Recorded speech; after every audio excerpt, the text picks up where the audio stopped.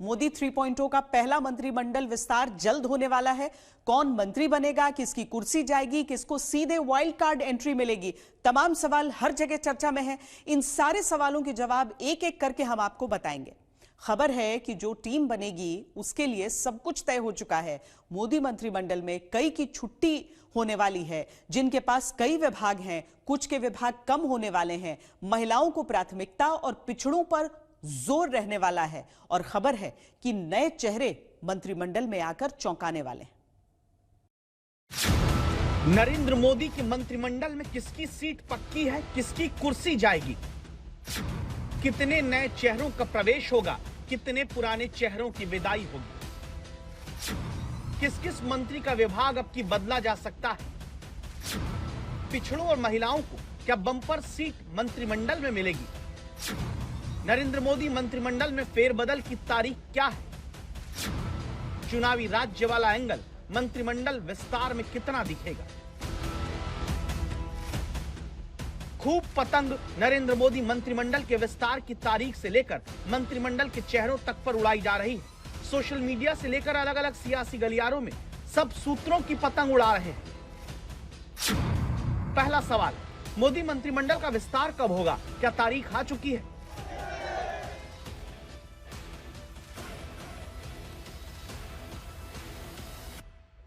जुलाई से Indonesia, Australia और New Zealand के 6 दिन के दौरे पर पीएम मोदी निकल जाएंगे। 11 जुलाई तक वो दौरे पर रहेंगे। 11 जुलाई को विदेश दौरे से लौटने के बाद प्रधानमंत्री नरेंद्र मोदी कैबिनेट विस्तार कर सकते हैं, या फिर 5 जुलाई को जो एक विंडो खाली है उसमें कैबिनेट विस्तार को अमली जामा पहनाया जा सकता है। इतना जरूर है कि अब जल्द से जल्द मोदी सरकार के अंदर कैबिनेट विस्तार देखने को मिलेगा। अब सवाल नंबर 2 आता है, क्या मानसून सत्र से पहले मंत्रिमंडल विस्तार होगा, जबकि सदन में मंत्रियों को कई सवालों के जवाब तैयारी करके देने होते हैं। संसद का सत्र जुलाई के तीसरे सप्ताह से शुरू हो सकता है। संसद के मानसून सत्र शुरू होने से पहले 11 जुलाई से 20 जुलाई के बीच में क्या कैबिनेट में विस्तार हो सकता है? जी हां, हो सकता है। इससे पहले 2021 में 7 जुलाई को कैबिनेट में विस्तार हुआ था और 14 जुलाई से संसद का सत्र था। तब रविशंकर प्रसाद, प्रकाश जावड़ेकर, रमेश पोखरियाल निशंक जैसे बड़े नेताओं को कैबिनेट से हटाया गया था। ये पहले भी हुआ है और अब भी हो सकता है। सवाल नंबर 3, कितने नए मंत्री मोदी मंत्रिमंडल में शामिल किए जा सकते हैं? ये इस बात पर निर्भर करता है कि कितने मंत्री हटाए जाएंगे, कितने मंत्रियों की पोस्ट खाली हो रही है। जैसे पंकज चौधरी अभी वित्त राज्य मंत्री, अब यूपी बीजेपी अध्यक्ष बन चुके हैं। एक व्यक्ति एक पद के चलते इनकी मंत्री पद वाली सीट खाली हो सकती है, ताकि पूरा फोकस 2027 विधानसभा चुनाव को लेकर यूपी में संगठन पर रख सके। रवनीत सिंह बिट्टू रेल राज्य मंत्री हैं। 21 जून को इनका राज्यसभा का कार्यकाल पूरा हो चुका है। राज्यसभा की नई सीटों के चुनाव में इन्हें जगह नहीं मिली। पंजाब चुनाव में पूर्व सीएम बेअंत सिंह के पोते रवनीत सिंह बिट्टू पूरा ध्यान लगा सके, इसलिए हो सकता है कि इनकी मंत्री पद वाली कुर्सी खाली रहेगी। हर्ष मल्होत्रा सहकारिता राज्य मंत्री रहे। मई महीने में इन्हें दिल्ली बीजेपी का अध्यक्ष बना दिया गया। एक व्यक्ति एक पद की नीति के चलते इनकी मंत्री पद वाली कुर्सी खाली हो सकती है। जॉर्ज कुरियन अल्पसंख्यक मामलों के राज्य मंत्री हैं। 23 जून को ये इस्तीफा दे चुके हैं। पंकज चौधरी, हर्ष मल्होत्रा प्रदेश अध्यक्ष के साथ साथ केंद्र सरकार में भी मंत्री बने रहेंगे, ये एक बड़ा सवाल है। इससे पहले जी किशन रेड्डी, विजय सापला, सर्वानंद सोनोवाल प्रदेश अध्यक्ष के साथ साथ केंद्र सरकार में मंत्री बने रहे, क्योंकि उन राज्यों में विधानसभा चुनाव थे। क्या इसी फार्मूले के तहत पंकज चौधरी भी मंत्री बने रहेंगे, या फिर एक व्यक्ति एक पद वाला फार्मूला ही चलेगा? कैमरामैन मदन प्रसाद के साथ हिमांशु मिश्रा, दिल्ली, आज तक। 12 साल में मोदी मंत्रिमंडल में 4 बड़े बदलाव देखे गए हैं। नवंबर 2014 जब 4 कैबिनेट, 3 राज्य मंत्री स्वतंत्र प्रभार और 14 राज्य मंत्री के साथ कुल 21 नए मंत्री जुड़ने से मोदी सरकार के मंत्रिमंडल के सदस्यों की संख्या 45 से बढ़कर 66 हो गई थी। पहले कार्यकाल में दूसरा विस्तार जुलाई 2016 में पीएम ने किया, जब 19 नए चेहरे शामिल किए गए और 5 मंत्रियों को हटाया गया। सितंबर 2017 में पहले कार्यकाल के दौरान तीसरा विस्तार हुआ। 6 मंत्रियों के इस्तीफे लिए गए, 9 नए राज्य मंत्री जोड़े गए, मंत्रियों का प्रमोशन हुआ। जुलाई 2021 में दूसरे कार्यकाल का पहला और अब तक का चौथा विस्तार मोदी मंत्रिमंडल में हुआ, जो अब तक का सबसे बड़ा फेरबदल रहा, जब 36 नए चेहरे शामिल हुए। 12 सीनियर मंत्रियों के इस्तीफे लिए गए, 7 तत्कालीन राज्य मंत्री को कैबिनेट मंत्री बनाया गया। क्या अब रिफॉर्म और परफॉर्म की बात पर फोकस करने वाले प्रधानमंत्री मोदी अपने मंत्रिमंडल विस्तार में रिफॉर्म करके परफॉर्म वाले पैमाने पर ध्यान देंगे? नए चेहरों को चुनने, पुरानों की विदाई का कौन सा फॉर्मूला प्रधानमंत्री ने निकाला है? प्रधानमंत्री नरेंद्र मोदी के सियासी दौर में बीजेपी में मुख्यमंत्री चुनना हो या पार्टी अध्यक्ष का चुनाव हो, चेहरे जो चुने जाते हैं सबको चौंकाते हैं। क्या यही नितिन नवीन की यानी बीजेपी की नेशनल टीम में नजर आएगा, जिसका ऐलान नरेंद्र मोदी मंत्रिमंडल विस्तार से पहले हो सकता है? तो टीम में क्या दिखेगा, इसका एक सैंपल आप यूपी की बीजेपी टीम से समझिए, जहां 47% सीट पिछड़ों को दी गई, 13% पद SC/ST को दिए गए, 20% पद महिलाओं को मिले। बताया जा रहा है किसी तरह राष्ट्रीय अध्यक्ष नितिन नवीन की टीम में महिलाओं और युवाओं को तरजीह मिलेगी। चुनावी साल के हिसाब से जहां अगले साल 7 राज्यों में चुनाव है, यूपी, उत्तराखंड, पंजाब, गोवा, मणिपुर, हिमाचल प्रदेश और गुजरात, तो इनका भी ध्यान रखा जाएगा। बात 21 मई की है। पीएम मोदी ने मंत्री परिषद की बैठक में सुधारों को लेकर बड़े विस्तार से चर्चा की थी। क्या यही मंत्र अब पीएम मोदी की नई कैबिनेट की टीम में देखने को मिलेगा, जहां पिछड़ों, महिलाओं और युवाओं को और ज्यादा मौके मिलेंगे? खबर है कि मोदी मंत्रिमंडल से 75 साल की उम्र के जो करीब मंत्री हैं, उनमें से कुछ की विदाई की जा सकती है। नए मंत्रियों को शामिल करने में सबसे ज्यादा 2 बातों पर फोकस रहना है, पिछड़ा वर्ग और महिला। ये 2 फैक्टर मोदी मंत्रिमंडल विस्तार में सबसे अहम बताए जा रहे हैं। चुनावी राज्यों की इंजीनियरिंग पर भी ध्यान दिया जाना है। 2021 में पीएम मोदी ने कैबिनेट का सबसे बड़ा फेरबदल किया था। तब यूपी के 6, गुजरात के 3 नए चेहरों को मंत्रिमंडल में जगह मिली थी, क्योंकि इन राज्यों में अगले साल विधानसभा चुनाव थे। इस बार भी मंत्रिमंडल विस्तार में इन राज्यों को ज्यादा से ज्यादा जगह मिलेगी, क्योंकि अगले साल यूपी, पंजाब, हिमाचल, गुजरात, गोवा, मणिपुर जैसे राज्यों के अंदर जो है वो विधानसभा चुनाव हैं। अब सवाल है कि परफॉर्मेंस पर खुद फोकस करने वाले प्रधानमंत्री किस पर परफॉर्मेंस के नजरिए से नजरें टेढ़ी करेंगे और किस पर नए परफॉर्मेंस के लिए भरोसा करेंगे। हिमांशु मिश्रा, दिल्ली आज तक। अगर मौजूदा सरकार का मंत्रिमंडल अभी देखें तो प्रधानमंत्री 30 कैबिनेट मंत्री, 5 राज्य मंत्री स्वतंत्र प्रभार, 36 राज्य मंत्री, यानी कुल 72 भारत सरकार में प्रधानमंत्री सहित मंत्रियों की संख्या लोकसभा के कुल सदस्यों की संख्या के 15% से अधिक नहीं हो सकती। भारतीय संविधान के अनुच्छेद 75(1)(a) के तहत यह नियम लागू होता है। वर्तमान में लोकसभा की कुल निर्वाचित सीटें 543 हैं, जिसके अनुसार केंद्र सरकार में अधिकतम 81 मंत्री हो सकते हैं, यानी 9 मंत्री पद अभी खाली हैं। जॉर्ज कुरियन इस्तीफा दे चुके हैं, यानी 10 मंत्री पद तो साफ साफ खाली हैं। कुछ मंत्री की छुट्टी उनके खराब परफॉर्मेंस की वजह से हो सकती है। 2 मंत्री यूपी और दिल्ली में प्रदेश अध्यक्ष बन चुके हैं, तो एक व्यक्ति एक पद वाले फॉर्मूले से हो सकता है कि उनकी सीट भी खाली हो। हालांकि ये कोई निश्चित बात नहीं है। अब इन सब के बीच जवाब इस बात का खोजा जा रहा है कि जो साथी दल पुराने हैं और जो अब बागी समर्थक बनकर आए हैं, इनमें से कितने लोगों को मंत्री पद दिया जा सकता है। नागरिक देवो भव, ये केवल वाक्य नहीं है, यह हमारी कार्य संस्कृति है। यहां चलने वाली हर फाइल, यहां बिताया गया हर क्षण 140 करोड़ देशवासियों के जीवन को बेहतर बनाने के लिए होना चाहिए। हम यहां जिम्मेदारी निभाने आए हैं। सेवा तीर्थ से जो बात प्रधानमंत्री ने फरवरी महीने में कही, क्या उसी को पालन कराने वाला मंत्रिमंडल विस्तार जल्द नजर आ सकता है? और तब सवाल आता है, पुराने सहयोगियों के पद ज्यादा बढ़ेंगे या नए समर्थक सांसदों के? जो बागी सांसद समर्थन कर चुके हैं, उनको कितना मंत्री पद मिलेगा? इन 2 सवालों के साथ सबसे पहले ये वीडियो याद आता है जब ममता बनर्जी के पार्टी के 20 बागी लोकसभा सांसद स्पीकर से मिलकर बताते हैं कि वो एनसीपीआई नाम की पार्टी में शामिल हो चुके हैं और देश के विकास में योगदान के लिए नरेंद्र मोदी सरकार को समर्थन करते हैं।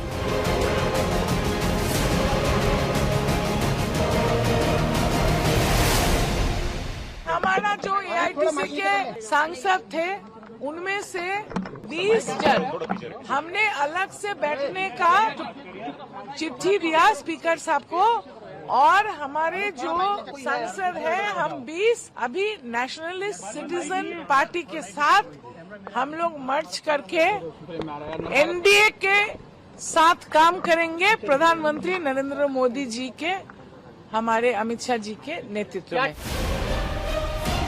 टीएमसी के बागी सांसद 20 हैं जिनकी एनसीपीआई इस वक्त एनडीए को समर्थन करने वाली सबसे बड़ी सहयोगी पार्टी बन चुकी है, क्योंकि इनके सांसद नीतीश और नायडू की पार्टी से भी ज्यादा हैं।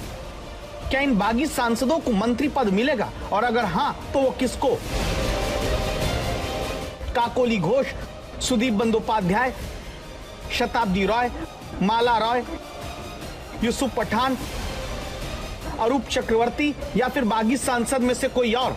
लेकिन सवाल तो यह है कि इनमें से क्या कोई एक बड़ा नेता है जो इन सब का नेतृत्व करते हुए मंत्री पद हासिल कर सके?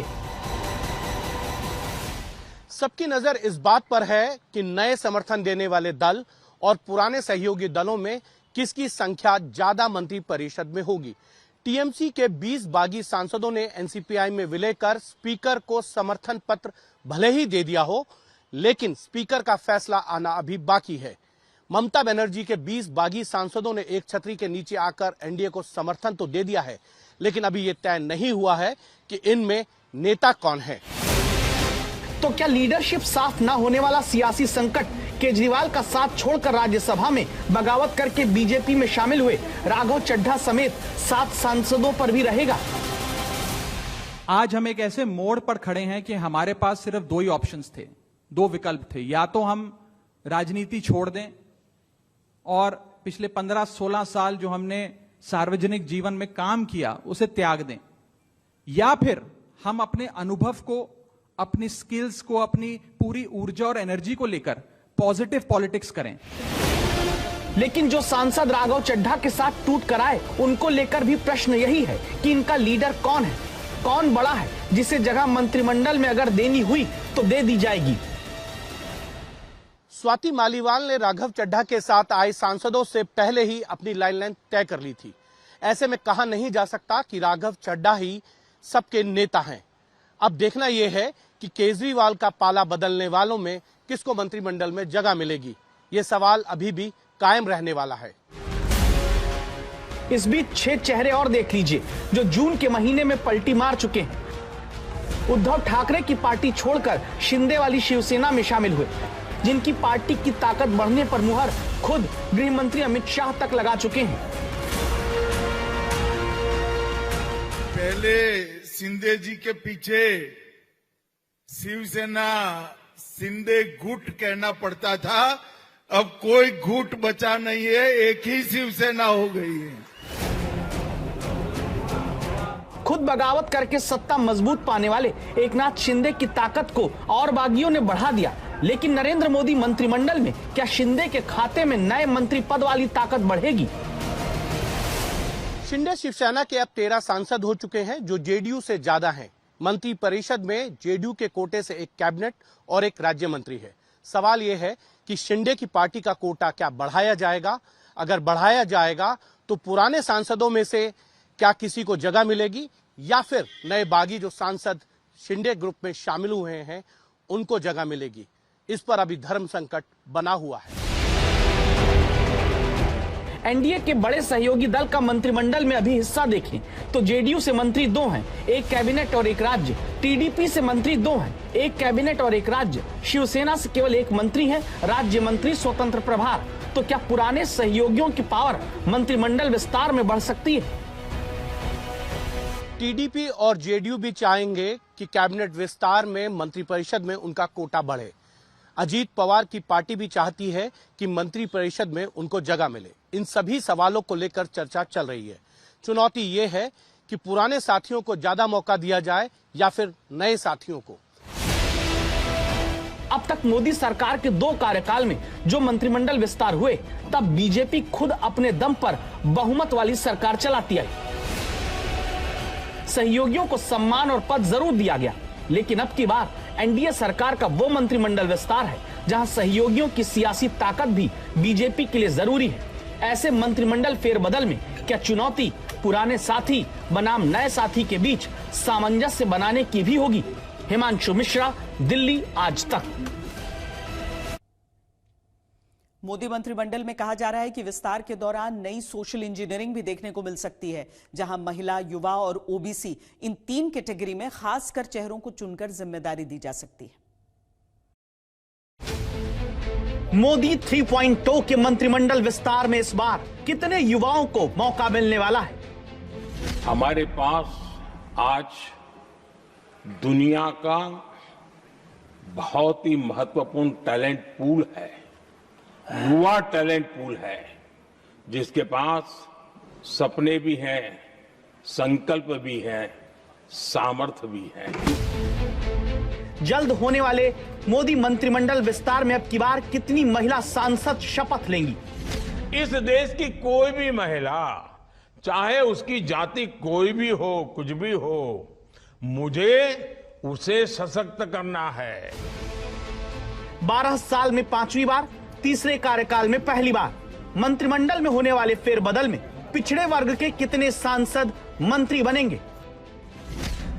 भाजपा का मंत्र है पिछड़ों को प्राथमिकता। लाल किले की प्राचीर से लेकर संसद के दोनों सदनों तक, चुनाव प्रचार के मंच से लेकर हर सभा और सम्मेलन तक प्रधानमंत्री कहते हैं देश में केवल 4 जातियां हैं। मेरे लिए देश की सबसे बड़ी 4 जातियां हैं। मेरे लिए सबसे बड़ी जाति है गरीब, मेरे लिए सबसे बड़ी जाति है युवा, मेरे लिए सबसे बड़ी जाति है महिलाएं, मेरे लिए सबसे बड़ी जाति है किसान। तो क्या इसी मंत्र को ध्यान में रखकर इस बार प्रधानमंत्री ने अपनी नई टीम का चाल, चेहरा और चरित्र तय कर लिया है? जहां सबसे पहला सवाल आता है, कितने युवा चेहरे इस बार मोदी मंत्रिमंडल में दिखने वाले हैं? दिनों दिन हमारा देश युवा होता जा रहा है, युवा आबादी वाला देश है। ये अपने आप में एक बहुत अच्छा सुयोग है। युवाओं पर फोकस करने वाले प्रधानमंत्री कितने युवा सांसद को मौका मंत्रिमंडल में दे सकते हैं, ये निर्भर करता है कि कितने युवा सांसद संसद में हैं और कितने मंत्री हैं। लोकसभा में अभी 30 साल से कम उम्र के एनडीए के केवल 1 सांसद हैं, 31 से 40 साल की उम्र के एनडीए के 15 सांसद हैं और 41 से 50 साल की उम्र के 39 सांसद। जबकि अभी मोदी मंत्रिमंडल में प्रधानमंत्री समेत 72 मंत्रियों की संख्या में 2 मंत्री एनडीए के 30 से 40 साल के हैं, 15 मंत्री 41 से 50 साल के बीच के हैं, यानी 50 साल तक की आयु वाले 24% मंत्री हैं। तो क्या प्रधानमंत्री इस बार युवाओं की संख्या और बढ़ाकर मंत्रिमंडल की औसत आयु को कम करेंगे? युवा शक्ति और मेरा भरोसा है, युवा शक्ति में सामर्थ्य है और हमारी नीतियां, हमारी रीतियां भी उस युवा सामर्थ्य को और बल देने के लिए है। मैं मेरे देश के नौजवानों को कहना चाहता हूं, अवसरों की कमी नहीं है। आप जितने अवसर चाहेंगे, ये देश आसमान से भी ज्यादा अवसर आपने देने का सामर्थ्य रखता है। हर बार मोदी मंत्रिमंडल की औसत आयु लगातार कम हो रही है। 2014 में मोदी मंत्रिमंडल की औसत आयु 62 वर्ष थी। 2019 में मोदी मंत्रिमंडल की औसत आयु 60 वर्ष थी। 2021 में जब कैबिनेट में बड़ा फेरबदल हुआ, तब ये औसत आयु घटकर 58 वर्ष हो गई।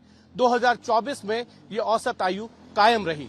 क्या इस बार कैबिनेट के विस्तार और फेरबदल में मोदी मंत्रिमंडल की औसत आयु कम हो जाएगी?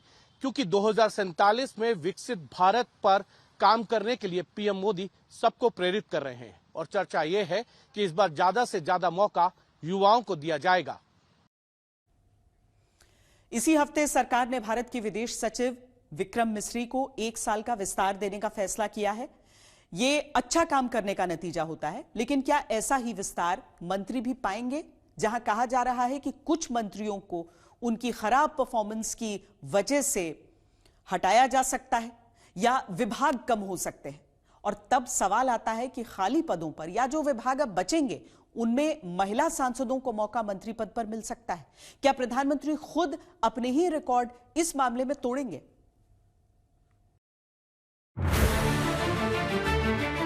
सिर्फ वक्त का इंतजार है। हर रुकावट को खत्म करके रहेंगे, हटा करके रहेंगे।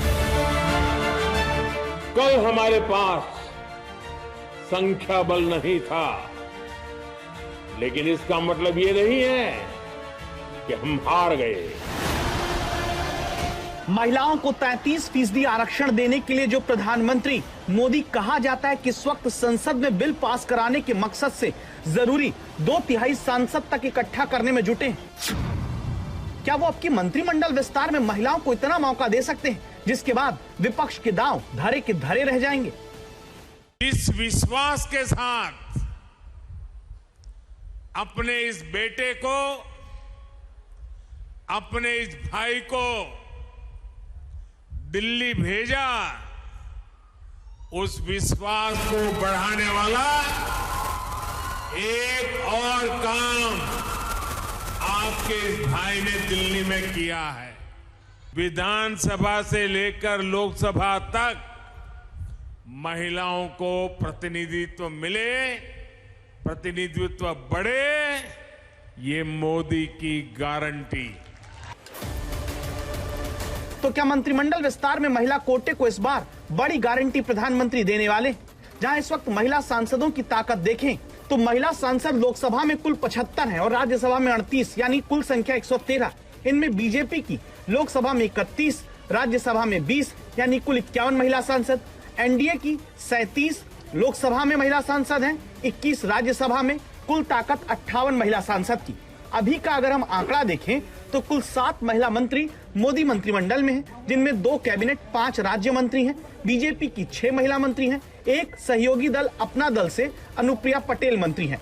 2024 में महिलाओं को मंत्री बनाते वक्त 7 में से 4 मंत्री ऐसी रहीं जो पहली बार मंत्रिमंडल में शामिल की गईं। मनमोहन सिंह के दोनों कार्यकाल में 10-10 महिला मंत्री थी, जबकि प्रधानमंत्री मोदी के कार्यकाल में 2021 में सबसे ज्यादा महिला मंत्रियों की संख्या 11 तक पहुंची, जो 2004 के बाद केंद्र में सबसे ज्यादा महिला मंत्री की संख्या रही।